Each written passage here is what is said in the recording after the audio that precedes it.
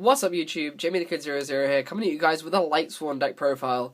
Some of you guys have been asking for me to do a list before the new stuff comes out, which I felt was a little bit weird, seeing as the new, this list is going to be obsolete pretty soon. But I figured I'd conform to that. I had some stuff in the mail anyway, so for those of you guys who've watched my mail day video, you knew this was coming. So some stuff came in the post, so I figured I'd build the deck.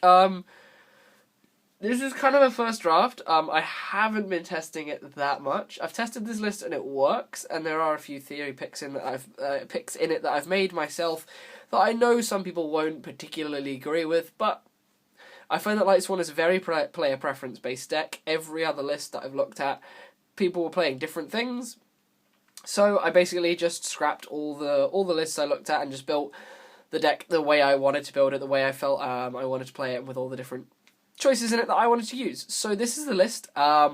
Feedback is greatly appreciated. I'm very much looking forward to the new stuff coming out. I definitely think this deck is going to be very obsolete very soon, but you guys wanted to see a list. So let's get into the profile. I'll put the extra deck away for one moment.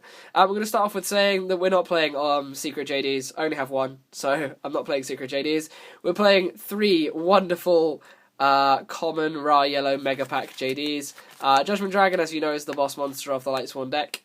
You have to be playing triple JD because this is your win condition. Long story short, I should also state this is the Chaos version of the deck. I'm considering building the Dragon Ruler version, but this is the Chaos version for now. I'm then playing 3 copies of Lumina, Lightsworn Summoner, in those lovely American rarities that you've seen in the Mail Day video as well. This card is incredible now that it's gone back to 3. For those of you who don't know, probably your best play to completely set up your graveyard in almost one turn is to get multiple Luminas on the field and a Garroth through Lumina, Garroth, or Lumina, Garroth. And now that you're at 3 Lumina, you're better able to get them all into the grave, so you can use Lumina's effect, or you're just better able to set up so many things. So I really like triple Lumina. I have no problem with it. It's a Monster Reborn for all of your level 4 or lower Lightsworns. It lets you get your Eclipse Wyverns, your Necro Gardnas, all your bad cards out of your hand for good Lightsworns in the graveyard. So it's a win-win. It's great. Probably the thing you use it for most in situations where you don't have the multiple play for Garroth. You'll be getting Lyla's back, popping your opponent's back row, trying to clear the way for when you drop your JDs. So triple Lumina. Continue on. I play triple Lyla. I don't main MST in this because MST in a mill-based deck is something that I really don't like.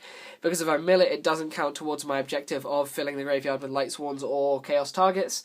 It's just a dead weight that I've milled. So I feel that Lyla is a better MST in that capacity, because Lyla is something that serves a purpose when it's milled. So, triple Lyla. I'm playing only 2 Rykos, mainly because I'm not playing the Junk Synchros, and I'm not playing the Debris Dragon, so they are Debris Dragon targets. I'm also playing the Tour Guide engine with a Night Assailant in here, so they are something that I can get back from the graveyard with the few cards in this deck that do have a discard to the graveyard cost, like Lyla and things like that, because I'm fairly sure Night Assailant doesn't miss timing. I'm just going to continue on and say it doesn't miss timing, but I don't remember if it's when or if this card is sent. I'm going to say it doesn't miss timing. So you can get these back with Night Assailant. I'm probably sounding like an idiot now. Continuing on, we play a bunch of one-of Lightsworns. These are all the Lightsworns which you don't really want to play en masse because they all serve a very kind of niche purpose, but you want to be playing them because you need the additional names for your JDs.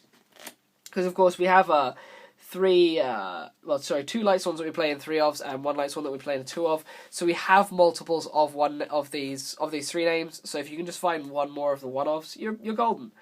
So I play 1 Celestia. Celestia is just too good for me not to play, in my opinion. The ability to early game have a Lightsworn backed up by a Necro Gardna in the graveyard means you're dropping Celestia the next turn, potentially blowing up 2 of your opponent's back row if they don't have the warning or the effect negation response, and then you're milling 4 cards to get towards your goal. Sorry if I sound weird, by the way. I'm still quite sick. I play 1 Jain. Jain is your basic 2100 beta. It can just attack over things and mill for 2. Jain is just really good on demand, and we play Reinforcement in the Army and Charge of the Light Brigade, so it's searchable. Garroth is in there mainly for the Lumina plays, but Garroth is just really, really strong if you've got 1 Lightsworn established on the board. Gives you some really, really good draw power. When I first played this deck when I was bad quite a long while back, I thought that Garroth was a very bad card. I'm glad to say I was very wrong. It's a very, very strong card. And then play one Ehren for Gigia. This card wrecks Gigia, and just anything that sets, really. One Aurkus, because stopping your cards from being targeted by card effects in some situations is pretty good. And then I play one Wulf, because the one Wulf, yes, is pretty sacky at 1. It's very inconsistent at 1, but I still wanted to actually play Wulf in the deck. I didn't want to completely cut him. But when you're playing multiple Wulfs, it becomes really, really awkward. If I had a deck which had more discard-based cards, I'd consider bumping it up. I'm still considering bumping it to 2 because I do play a few discard outlets. But at the same time, drawing it is so bad because you may as well have not drawn. And then the final light I play that we'll talk about for now is one Eclipse Wyvern for searching out our JDs wherever they've gone. You want to have one way to search your JD because otherwise there's completely no way to search it in this deck until Minerva comes out. So we want to have the Eclipse Wyvern. So that's the light component. And I've just knocked the tripod again. Oh, I'm getting really bad at this. That'll do. For the dark component, I'm playing Triple Tour Guide. A lot of people don't like the Tour Guide engine in Lightsworns. I still like it because it's at 3 now. You can hold the ones in hand and use them for discard outlets when you've seen all the rest of your guys. It's very unlikely that you're going to mill all 3 of your other targets if you've got the one Tour Guide in hand. And if I do have the one Tour Guide, I will usually try and use it quite fast so that I don't have to risk milling out the rest of the targets. And I'm then playing one copy of Night Assailant. Night Assailant is basically your third Ryko, and it's also a way to get Rykos back out of the graveyard, because when this card is discarded or sent straight from your hand to the graveyard, you can select one flip effect monster in your graveyard, except this card, and return it to your hand. So this card can add you your Rykos back. It's something that you rarely ever use it for. It's mainly just another target for your tour guides, or something you can set as what is basically another Ryko. But I really like Night Assailant in this. I'm not a big fan of Torbus in this deck, because I feel that Torbus is a bit of a dead draw compared to Night Assailant, which is a comparatively good draw. So that's why I play Night Assailant over that. So those are some of the darks. I also play one Plaguespreader Zombie. I feel that the ability to go into BLs in this deck is just far too good. The ability to go into basically almost any level synchro, depending on your situation, is pretty good. So Plague is in there. I'm then playing triple Necro Gardna, because Necro Gardna is a bit good. Anyone who doesn't know how good Necro Gardna is in Lightsworns should stop playing Lightsworns. I absolutely love this card in this deck. I know some people don't like it, but hey, it's a battle stopper that you can mill. What's not to love? And then you can discard this from your hand to the grave if you want to use your Lumina effect or your monster reincarnation. So, triple Gardna. Then for a few Chaos monsters, I played double Chaos Sorcerer, because it's a 2. Sad face. So double Chaos Sorcerer and one BLS. These are the guys who banish your Eclipse Wyvern.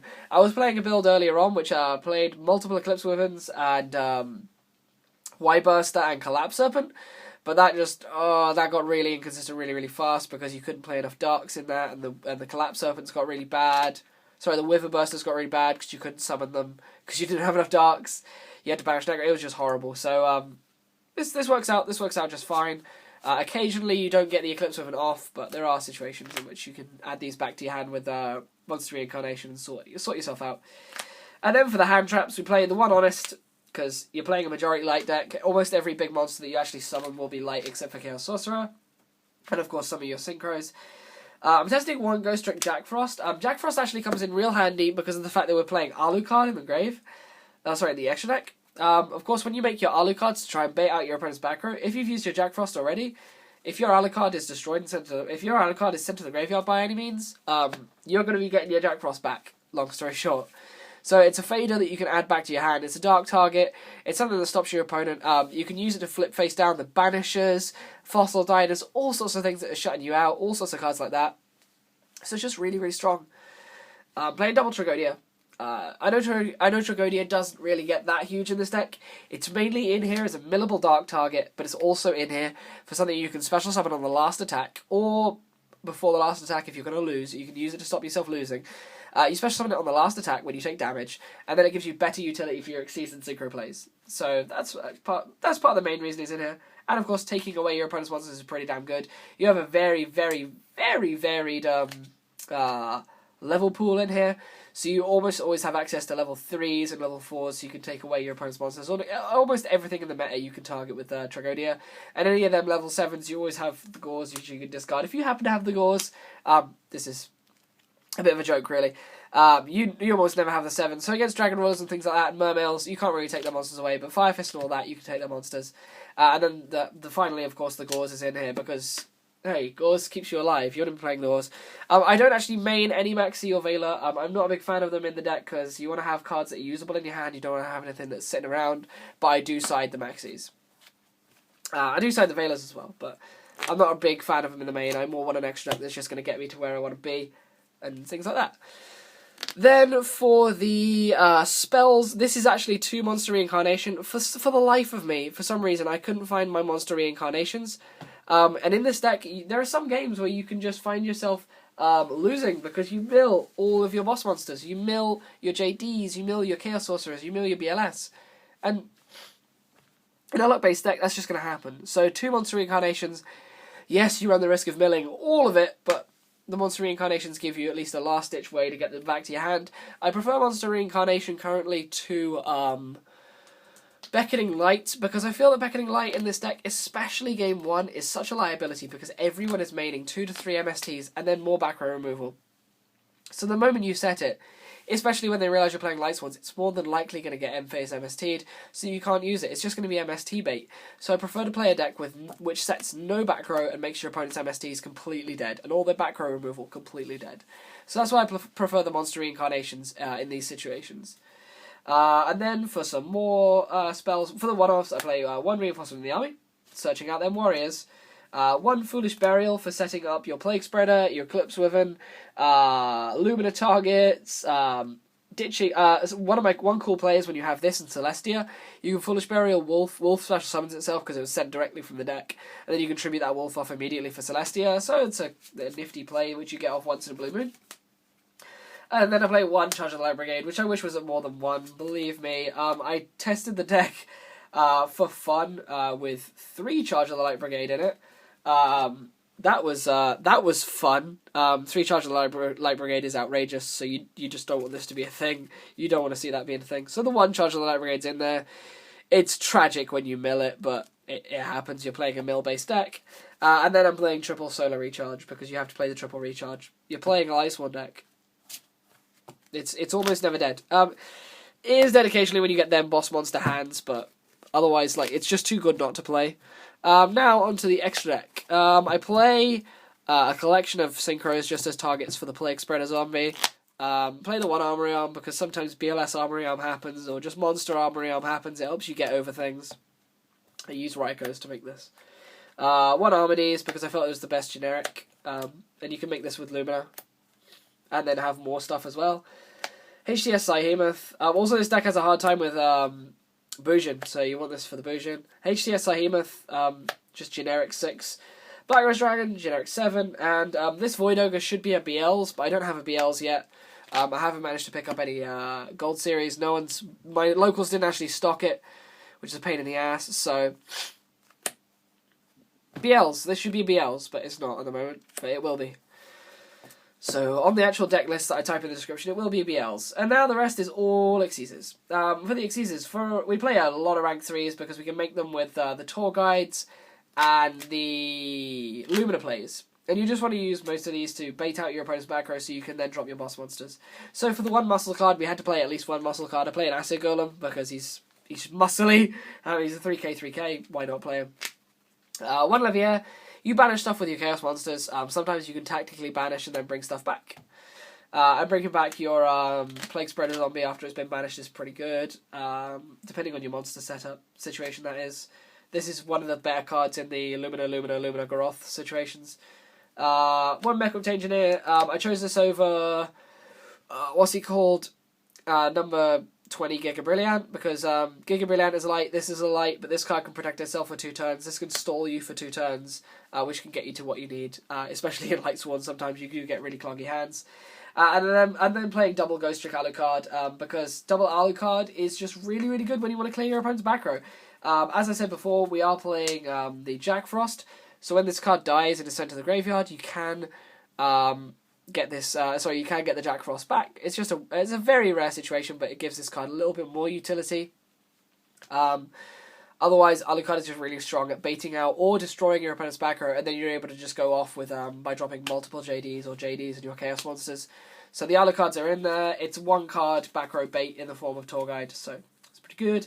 And then for our rank 4s, I play 1 Lavalval Chain, 1 Exciton Knight, Mass Destruction. The Lavalval Chain's for setting up Eclipse Wyvern and Plaguespreader Zombie, and of course the Wulf if you want to ditch the Wulf if you need extra damage.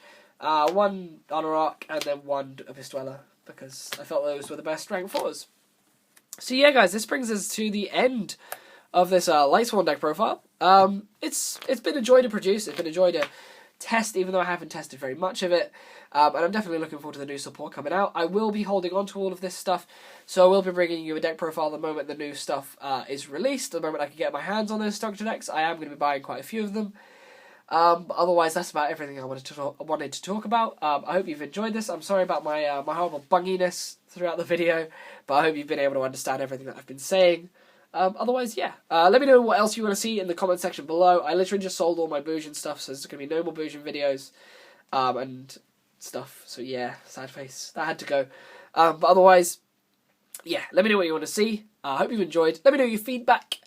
And if you haven't already, please like, comment, and subscribe. And I will see you guys next time with some more Yu-Gi-Oh! Related content. Peace out. Bye-bye.